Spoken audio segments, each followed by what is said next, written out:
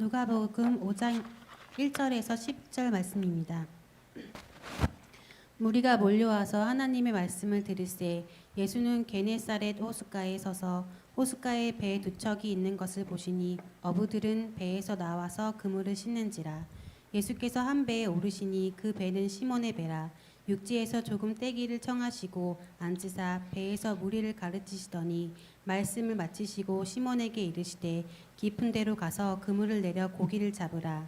시몬이 대답하여 이르되 선생님, 우리들이 밤이 새도록 수고하였으되 잡은 것이 없지만은 말씀에 의지하여 내가 그물을 내리이다 하고 그렇게 하니 고기를 잡은 것이 심히 많아 그물이 찢어지는지라. 이에 다른 배에 있는 동무들에게 손짓하여 와서 도와달라 하니 그들이 와서 두 배의 채움에 잠기게 되었더라. 시몬 베드로가 이를 보고 예수의 무릎 아래에 엎드려 이르되 주여 나를 떠나소서 나는 죄인이로소이다 하니 이는 자기 및 자기와 함께 있는 모든 사람이 고기 잡힌 것으로 말미암아 놀라고 세베대의 아들로서 시몬의 동업자인 야고보와 요한도 놀랐습니다.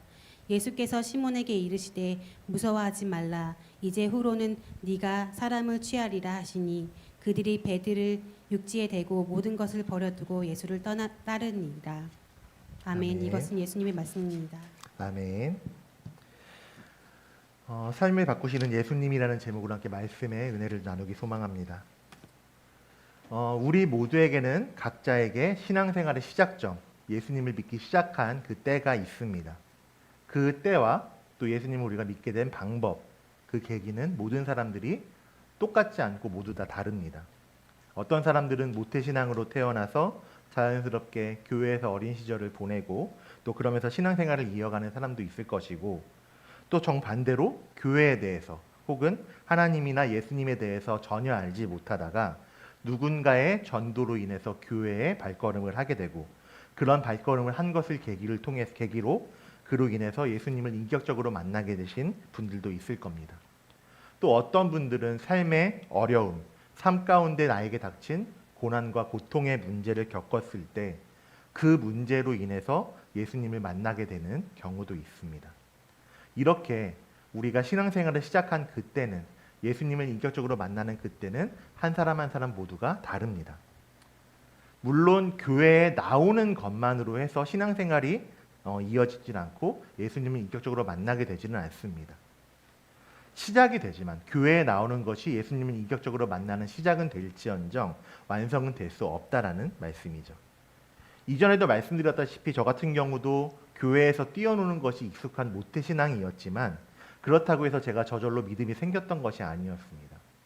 20대 중반 때 청년의 시절에 그렇게 예수님을 인격적으로 만나게 되고 그렇게 예수님을 인격적으로 만나게 되니까 그 삶이 완전히 180도 바뀌게 된 것처럼 그렇게 예수님을 만나게 된 사람과 예수님을 만나기 전과 예수님을 만난 후에 그 사람의 모습은 완전히 다른 삶을 살게 되는 것입니다. 지금 저도 예전에는 그렇게 방황하고 또 우울한 사람이었지만 지금은 여러분들과 함께 예수소망교회에서 함께 살아가면서 이렇게 목회의 길을 걸어가고 있는 것을 보면서 그렇게 하나님의 인격적인 만남, 예수님의 인격적인 만남이 사람을 얼마나 변화시키는지 경험하게 됩니다. 저는 그런 경험을 했습니다. 저는 20대 중반에 예수님을 인격적으로 만나는 경험을 했지만 앞서 말씀드렸다시피 이런 경험이 모두 다 똑같지는 않습니다. 어떤 분들은 더 나이가 어렸을 때, 더 학생이나 어린이 시절에 예수님을 만나는 경우도 있고요. 어떤 분들은 저보다 20대 중반보다 훨씬 더 시간이 지난 후에 예수님을 만나는 경우가 있습니다. 한 분 한 분 각자가 저와는 다른 경험을 통해서 그 예수님을 만나셨을 겁니다. 이렇게 우리는 모두가 다른, 똑같지 않은 다양한 경험과 다양한 시간을 통해서 예수님을 인격적으로 만나게 되고 그리고 예수님을 구원자로 인정하고 고백하는 삶, 신앙생활을 이어가게 됩니다. 신앙생활이라는 것은 우리가 단순히 교회에 와서 주일 1시간, 그냥 11시부터 12시까지 1시간 정도만 예배 드리고 돌아간 후에 아무렇게나 살아가는 것이 아니라 우리 삶의 매 순간순간마다 우리가 일주일간을 살아가고 매 시간을 살아가는 순간마다 예수님을 통해서 하나님이 내 삶의 주인이시다라고 인정하는 삶을 이야기하는 것이 바로 신앙생활입니다. 이렇게 많은 사람들은 다양한 경험을 통해서 신앙생활을 하고 있고 또 자신이 그렇게 만난 예수님, 하나님의 은혜를 사람들에게 이야기하고 전해주기도 합니다. 그것을 간증이라고 이야기하죠. 요즘은 유튜브가 굉장히 많이 자리 잡았기 때문에 남녀노소를 막론하고 유튜브를 시청할 수 있습니다. 그렇기 때문에 꼭 간증 집회에 참여를 한다거나 우리가 CBS나 CTS 같은 기독교 방송을 보지 않더라도 이렇게 유튜브를 통해서 다양한 어떤 소스를 통해서 다양한 사람들의 간증을 많이 들을 수가 있습니다. 연예인부터 교수 같은 그런 유명한 사람들에서부터 평범한 일상을 살아가는 사람들까지 예수님을 만난 경험을 이야기하고 또 우리는 그 사람들이 만난 예수님의 이야기, 하나님이 하신 이야기를 들으면서 은혜를 받게 됩니다. 제가 작년 11월에 21일간 매일 저녁에 기도회로 모이는 다니엘 기도회라는 것이 있습니다. 그것을 당시에 섬기던 교회에서 참여하게 되어서 함께 영상으로 참여를 했는데 그 21일 동안 매일 다른 강사가 나와서 다양한 사람들이 자신이 만난 하나님에 대해서 자신이 경험한 하나님의 은혜에 대해서 이야기를 해주고 간증해 준 적이 있습니다. 굉장히 유명한 연예인, 우리가 이름만 이야기해도 다 알 것 같은 연예인부터 교수님들, 또 어떤 미국에서 활발하게 활동하고 있는 촬영 감독, 목회자, 선교사님들까지 이 자신에게 임했던, 자신에게 부어주셨던 하나님의 은혜에 대해서 이야기를 하고 나누어 줬습니다. 이런 간증, 다른 사람의 간증의 이야기가 나에게 은혜가 되고 도전이 되는 이유가 있습니다. 왜냐하면 간증이라는 것은 그 사람, 각 사람이 하나님의 은혜를 경험한 순간, 간증자가 살아가면서 예수님을 인격적으로 만난 순간에 대한 이야기이고 하나님께서 그 삶에 놀랍게 일하신 경험에 대한 이야기이기 때문에 우리에게 은혜가 되는 것입니다. 우리는 그렇게 다양한 간증을 통해서 다양한 이야기들을 통해서 놀랍게 일하시는 하나님의 일하심을 듣게 됩니다. 그렇게 다양한 방법으로 은혜를 부어주시고 다양한 방법으로 우리를 만나주시는 하나님의 일하심을 듣는 것이죠. 다양한 순간에 다양한 방법으로 하나님이 은혜를 부어주신다라는 것. 그것은 무엇이냐면 하나님의 일하심이라는 것은 꼭 똑같이 극적인 순간에만 일어나는 것이 아니다라는 사실입니다. 어떤 사람에게는 굉장히 극적인 순간, 벼랑 끝의 순간에 예수님을 만나고 변화되는 순간도 있을 것이지만 어떤 사람에게는 평범한 일상 가운데서 우리의 삶 가운데 우리가 그냥 매일매일 살아가는 일상 가운데서도 하나님은 우리를 만나기 위해 찾아와 계시다라는 것입니다. 한 그림을 좀 나누어 보려고 합니다. 한번 그림을 좀 띄워주시면 감사하겠는데요.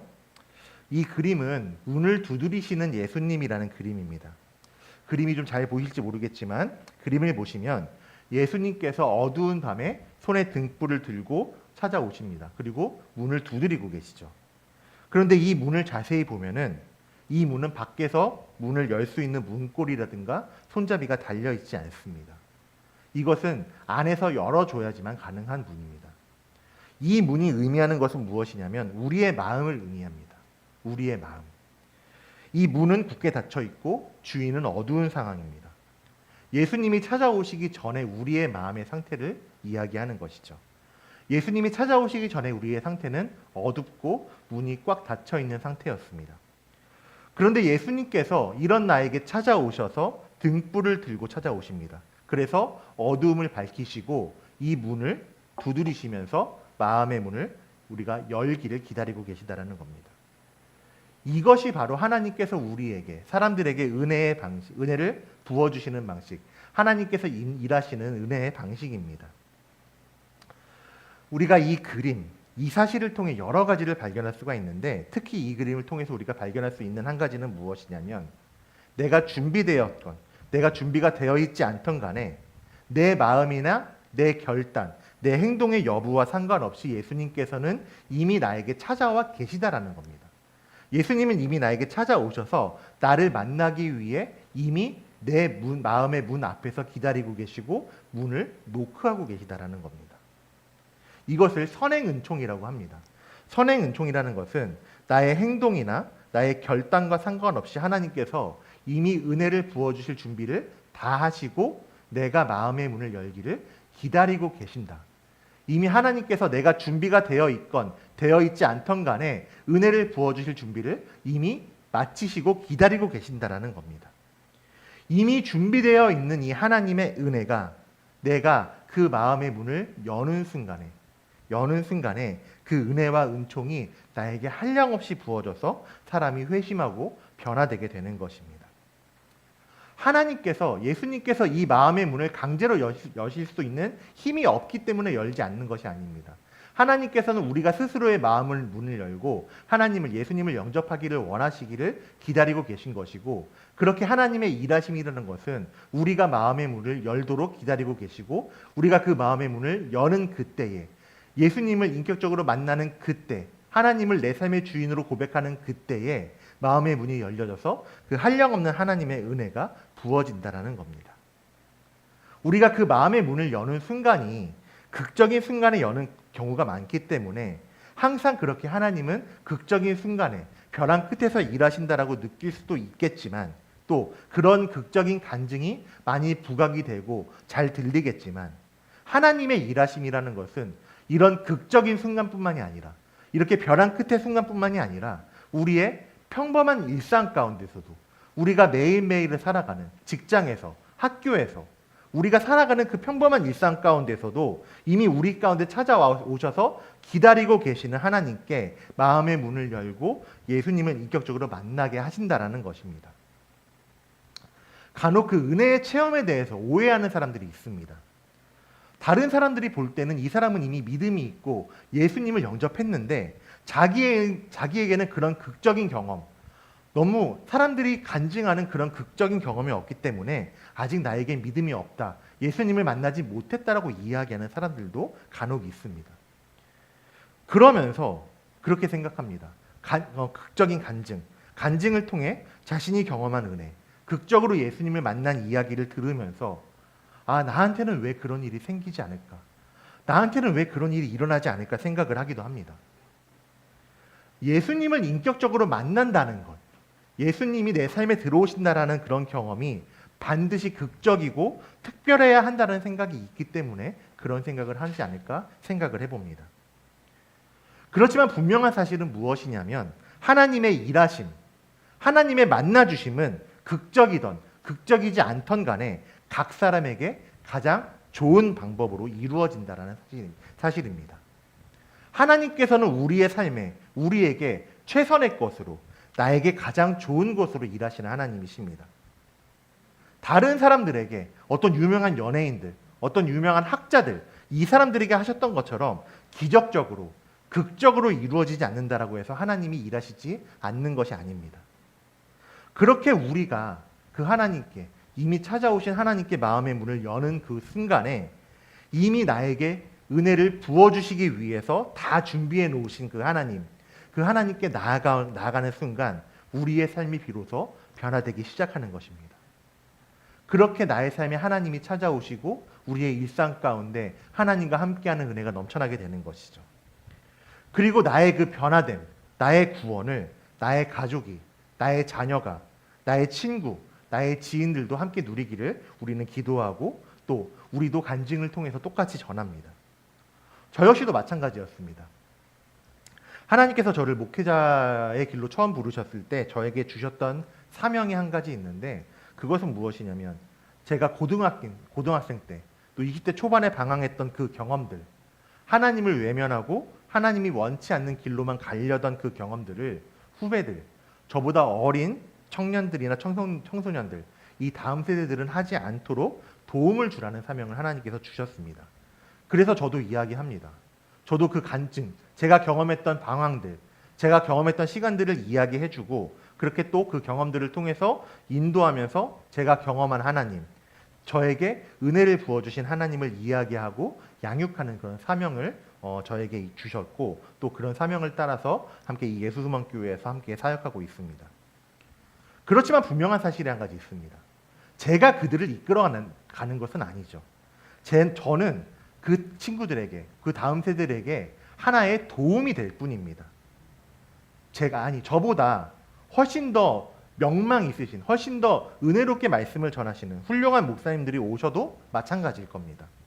그렇게 훌륭한 목사님들이 오셔서 수십 번, 수백 번 이야기할지라도 듣는 본인이, 그 말씀을 듣는 본인이 그 은혜를 깨닫지 못한다라면, 나에게 이미 찾아오셨는데 마음의 문을 열지 않고 있다면, 그래서 하나님을 만나지 못한다라면 어떤 재미있고 흥미있는 이야기라도, 정말 은혜로운 간증이라 할지라도 자기의 이야기라고 느끼지 않고 딴 세상 이야기라고 느낄 것입니다.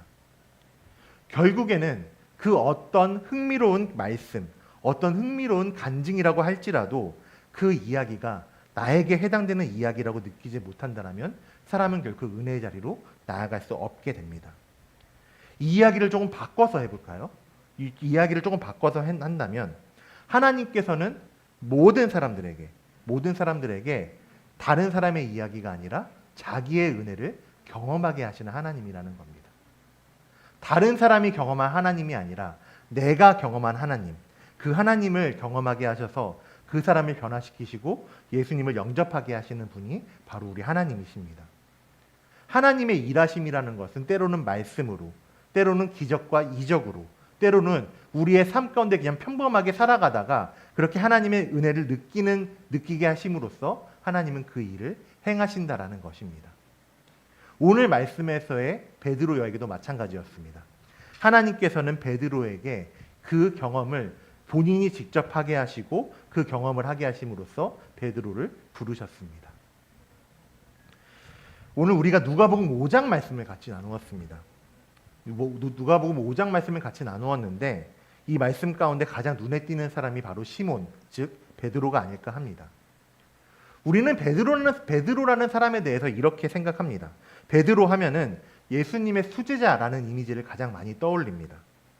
사도행전에서도 사도들의 대표로서, 그 제자들의 대표로서 사람들 앞에서 담대하게 말씀을 전한 사람이 베드로였죠. 복음서에도 마찬가지입니다. 예수님의 수제자로서 제자들의 대표격으로 등장하고 있는 사람이 바로 베드로라는 것을 볼 수가 있습니다. 그렇지만 베드로는 이런 모습뿐만이 아니라, 이런 수제자의 모습뿐만이 아니라 정반대로 나약한 모습, 잘못된 모습도 굉장히 많이 보여준 사람이 바로 이 베드로였습니다. 복음서에 보면은 예수님께서 이렇게 예고를 하십니다. 내가 잡히고 고난당하고 십자가에서 죽고 다시 살아날 것이다. 이른바 자기가 순환당할 것, 고난당할 것을 미리 이야기하시는 순환 예고를 3번을 하십니다. 그런데 베드로는 예수님께서 말씀하시는 그때 어떻게 반응했냐면, 예수님에 대해서 예수님 그런 말씀 하지 마십시오. 우리들의 기대를 무너뜨리지 마십시오. 이렇게 예수님께 간청한 게 아니라 꾸짖었습니다. 예수님께 감히 어떻게 그런 말씀을 하십니까? 우리가 예수님을 믿고 따르는 이유가 있는데 어떻게 그런 말씀을 하십니까? 라고 예수님을 꾸짖은 사람이 베드로였습니다. 또한 겟세마네 동산에서 예수님께서 잡히시기 전에 깨어있으라 말씀하시고 깨어 기도하라 말씀하시고 산에 올라가서 기도하실 그때에 꾸벅꾸벅 졸기도 하면서 기도하지 않고 잠든 사람도 베드로였습니다. 예수님을 잡으러 왔던 그 무리들 중에 말고라는 사람, 대제사장의 종을 공격해서 그 귀를 떨어뜨린 사람도 베드로였고, 이후에 예수님께서 잡히셨을 때 이 사람도 그 도당이다, 이 사람도 예수의 무리다라고 그렇게 고발하는 사람들을 향해서 나는 그 사람을 알지 못하노라라고 이야기하고, 심지어는 더 나아가서 예수님을 저주하기도 한 사람이 다른 사람이 아니라 이 베드로였습니다. 복음서에서 베드로의 모습은 이런 나약한 모습, 흔들리고 나약한 모습을 굉장히 많이 보여주고 있고, 그뿐 아니라 처음 예수님을 따르는 그때에도, 처음 예수님이 부르시는 그때에도 의심과 나약함의 모습을 우리에게 적나라하게 보여주고 있습니다. 우리는 베드로가 예수님이 부르실 때 그 즉시 나아갔다고 생각을 합니다. 하지만 성경에 보면은, 복음서에 보면은 그렇지 않다는 것을 우리가 발견할 수 있습니다. 성경책에 보면 누가복음 5장의 소제목이 기록되어 있는데요. 이렇게 기록되어 있습니다. 누가복음 5장 1절 위에 보면은 어부들이 예수를 따르다 하고, 마태복음 4장 18절부터 22절, 또 마가복음 1장 16절부터 20절 이렇게 적혀 있습니다. 이것은 누가복음 5장의 말씀과 똑같은 내용이 마태복음과 마가복음에도 똑같이 기록되어 있다는 표시입니다. 그렇지만 오늘 말씀, 누가복음과 비교해서 마태복음과 마가복음에는 예수님이 이 어부들을 부르시는 장면이 비교적 간략하게 기록되어 있습니다. 그리고 또 하나의 차이점이 있습니다.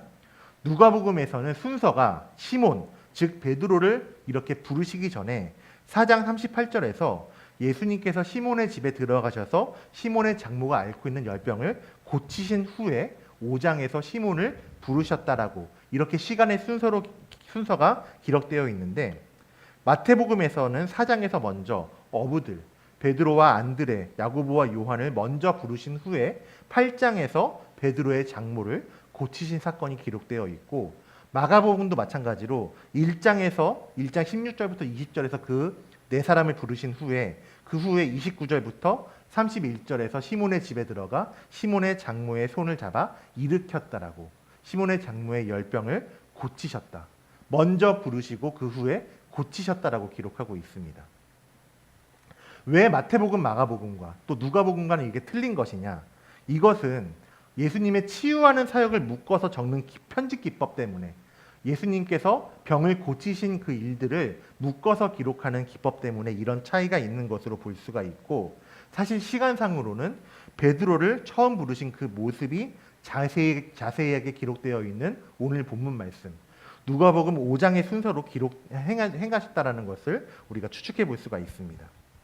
자, 그렇다라는 것은 무엇입니까? 예수님께서 베드로를 부르시기 전에, 예수님께서 이미 베드로를 배에서 만나시기 전에 자신의 집에서, 베드로의 집에서 베드로를 먼저 만나셨다라는 것을 의미하고 있는 것입니다. 예수님께서는 중한 열병을 앓고 있는 베드로의 시몬의 장모를 찾아가십니다. 아마 이 병은 열병이라고 표현되어 있는데 오늘날의 말라리아 같은 병, 생명까지도 걱정해야 하는, 생명의 위험까지도 걱정해야 하는 병이었을 겁니다. 그런데 예수님께서는 이 여인 시몬의 장모를 고치십니다.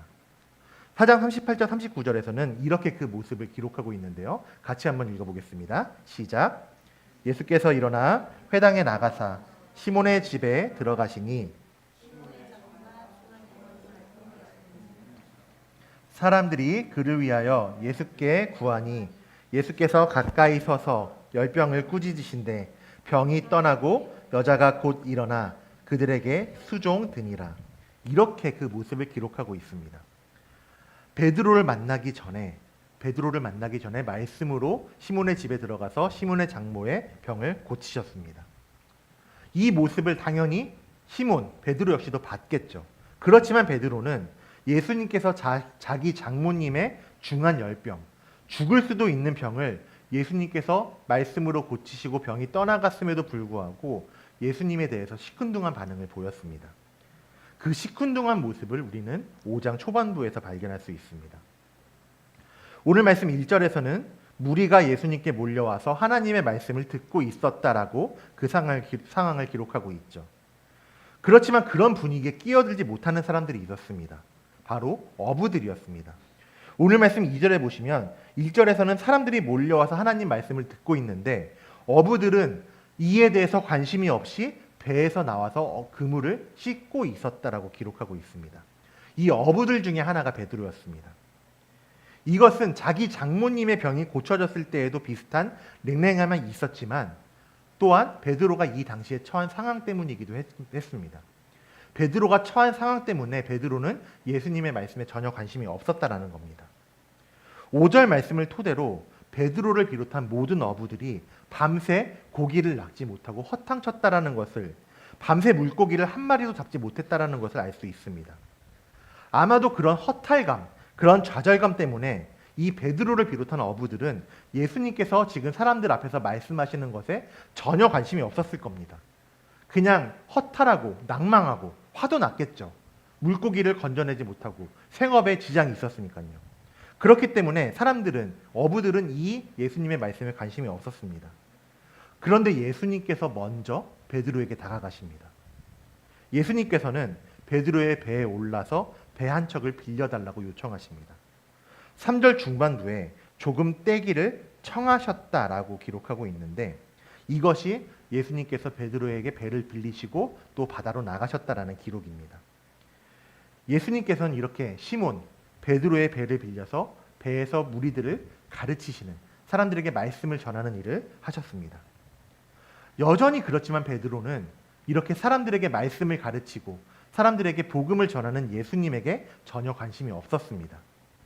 그런데 예수님은 이렇게 관심이 없는 베드로의 속을 긁는 듯한, 그 속을 뒤집어 놓는 듯한 얘기를 또 하십니다. 4절 말씀입니다. 이렇게 말씀하십니다. 말씀을 마치시고 시몬에게 이르시되 깊은 데로 가서 그물을 내려 고기를 잡으라. 예수님께서 이렇게 말씀하십니다. 베드로의 직업은 어부죠. 반면에 예수님의 직업은 목수입니다. 고기를 잡는 일은 예수님보다 베드로가 훨씬 전문가입니다. 그런 전문가가 밤새 허탕을 치고 밤새 한 마리도 잡지 못하고 돌아왔는데 비전문가이신 예수님이 이렇게 말씀하시는 것이 베드로에게 어떻게 들렸을까요? 오늘날도 그렇지만 어떤 일의 전문가에게 그 일을 어설프게 아는 사람이 와서 이래라 저래라 하면은 그 말을 들을 리가 없을 뿐더러 어떤 사람들은 화를 내기도 할 겁니다. 처한 모든 상황, 그 당시의 모든 상황이 베드로가 예수님의 이 이야기, 그물을 내려 고기를 잡으라는 예수님의 이 이야기를 들을 이유도 없었고 오히려 베드로가 예수님에게 화를 내도 무방한 상황이었습니다. 더군다나 2절에서 이 어부들은 이미 그물을 내려서 씻었습니다.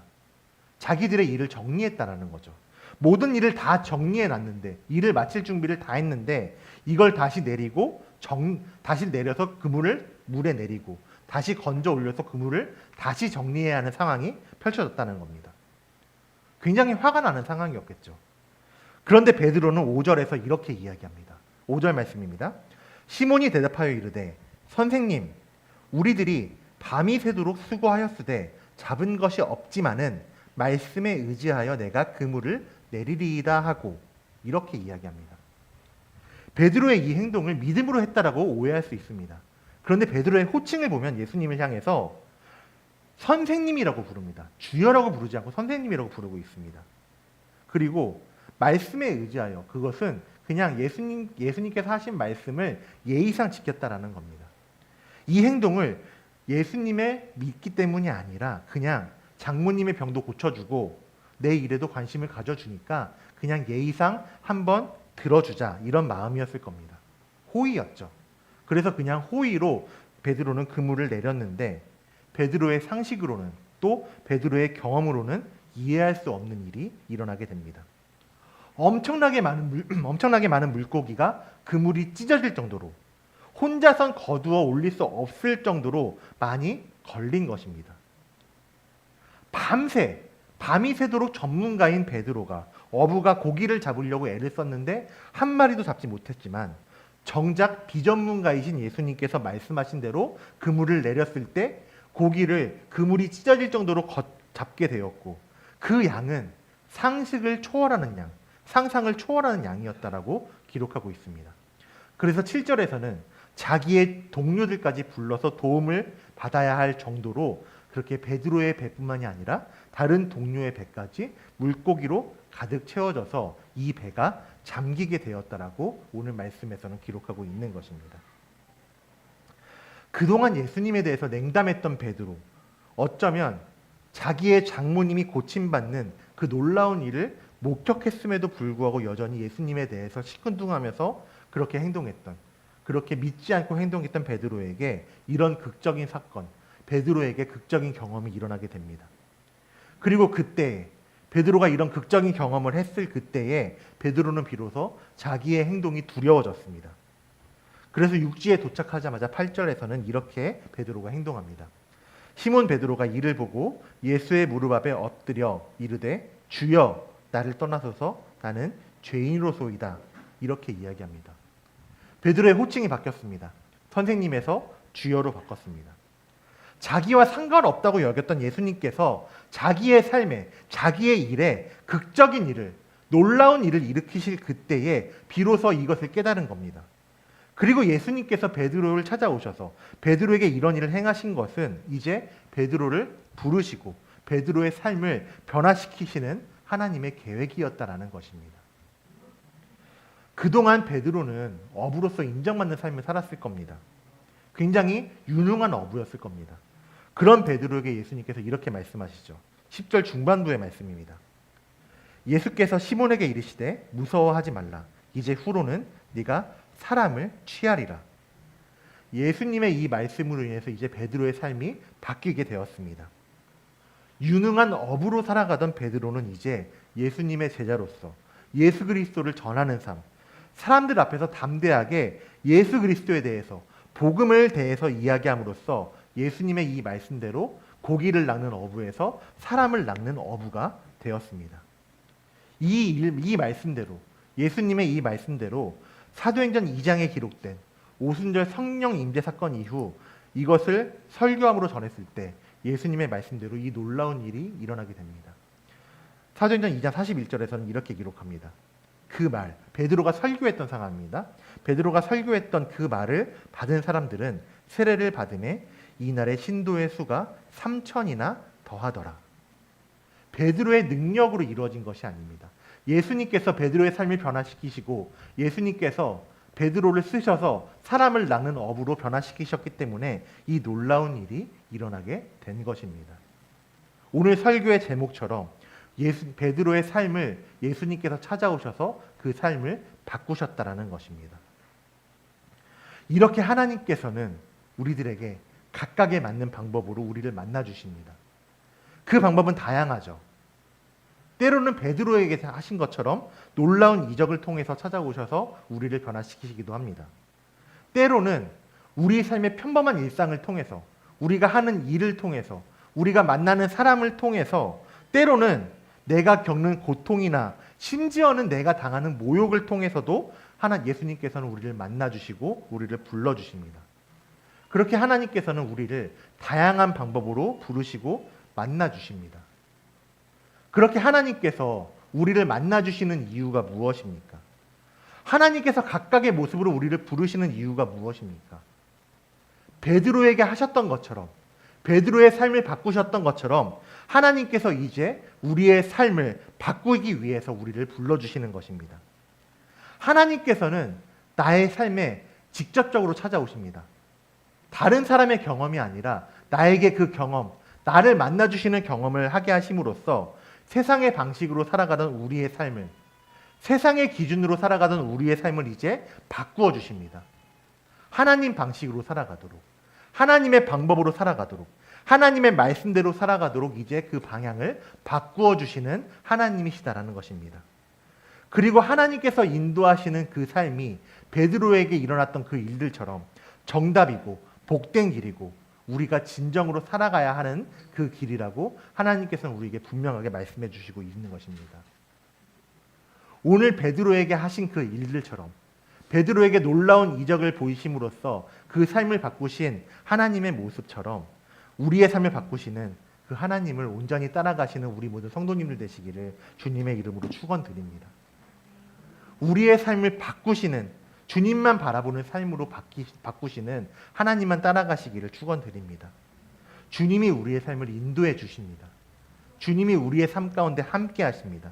주님이 내가 주님을 찾아가는 것이 아니라 하나님께서 우리 삶에 찾아오셔서 먼저 찾아오셔서 우리를 그 은혜 가운데 거하게 하신다라고 말씀하십니다. 이 말씀을 기억하시면서 나를 만나주시는 하나님, 나에게 은혜를 베풀어 주시는 하나님을 이제 의지하시고 세상의 방법이 아니라 내 생각이 아니라 이제 하나님의 방법으로 하나님의 방식으로 이 세상을 살아가면서 복음을 붙들고 살아가시고 또 복음을 전하며 살아가시는 우리 예수소망교회 모든 성도님들 되시기를 주님의 이름으로 축원드립니다.